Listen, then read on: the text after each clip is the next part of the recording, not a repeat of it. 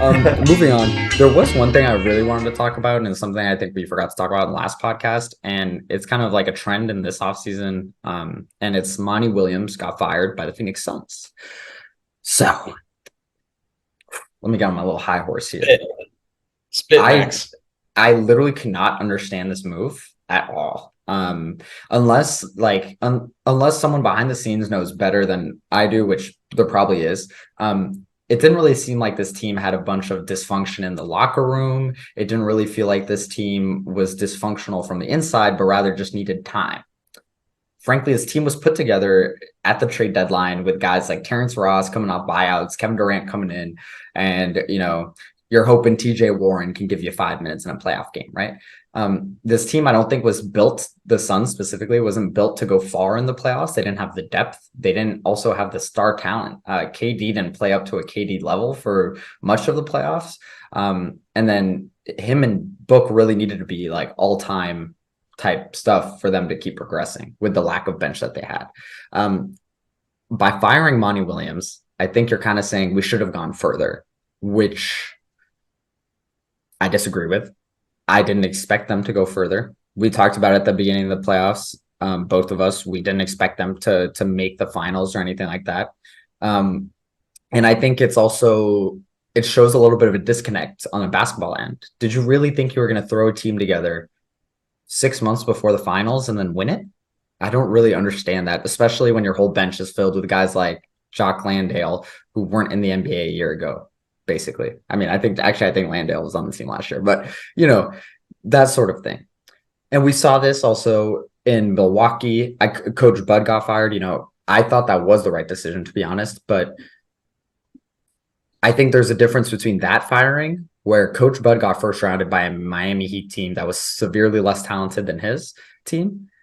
Monty Williams got second rounded by a Denver Nuggets team that's probably going to win the chip. Right.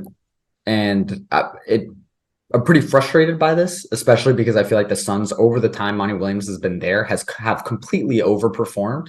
The only real coaching misuse that I've seen was just McCall Bridges. They definitely could have given McCall Bridges a lot bigger role in the offense before he left. And obviously hindsight's 2020 there.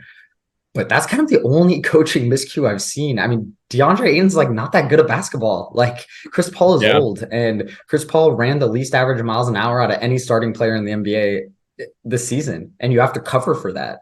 You have to cover for that with guys like D-Book, who has to score 35 on one end, and he's never been known as a good defender, let alone a premier defender. And now he's got to guard the best player on the other team too. Phoenix was a really flawed team all year, and for Monty Williams to get fired, I hope he gets a fat severance package, and I hope he gets a great contract wherever he goes next. I thought he's been great since coming back as a coach. Obviously, he was the coach of the Hornets way back when. Now he's the coach of the Suns, or was the coach of the Suns. But I thought he was night and day between those two stops. And on the Suns, he was a great coach, as much as I don't like the Suns. That was I just can't believe it. I'm very shocked. It's surprising. man. I mean, you said it really, really well. I don't think there's much for me to add. You hit it on the head with. I don't think they didn't blow a lead. They didn't lose to an inferior team. They didn't really have any issues in the locker room. Obviously, Ayton was a bit of an issue, but what are we supposed to do? I mean, obviously hindsight's 2020. In the finals a couple of years ago, they could have made some adjustments to help kind of slow down Giannis and not play one-on-one. But at the same time, there's like highlight reels of Ayton just not being aggressive in these playoffs. So I don't know. Maybe it's Matt Ishbia trying to go in a different direction. He's getting KD trying to make like a splash or whatever. But I think Monty Williams is a fantastic coach. I was really disappointed, and I'm interested to see where they go next with him. Well, first of all, I think the DeAndre Ayton thing wasn't even like, it wasn't Monty Williams' fault. It was the ownership didn't want to give him a max, and DeAndre Ayton wanted a max. And then DeAndre Ayton finally hits restricted free agency. The Pacers sign him to a max offer sheet. So now DeAndre Ayton's like, okay, I'm in Indiana. Like, Phoenix didn't want to give me the max. Here, I got my max amount. And Phoenix like, no, actually, we're going to match it now. Yeah. It's like, if I was DeAndre Ayton, I'd be checked too. You know, like I would just be pissed, like completely. Yeah. Because also by doing that, Phoenix got to cut, like didn't have to pay him the full max that Phoenix could offer him. They only had to match the max that Indiana could offer him. So also he's like, now I have to stick around and I had to take less money than if you guys had actually just given me the max last year.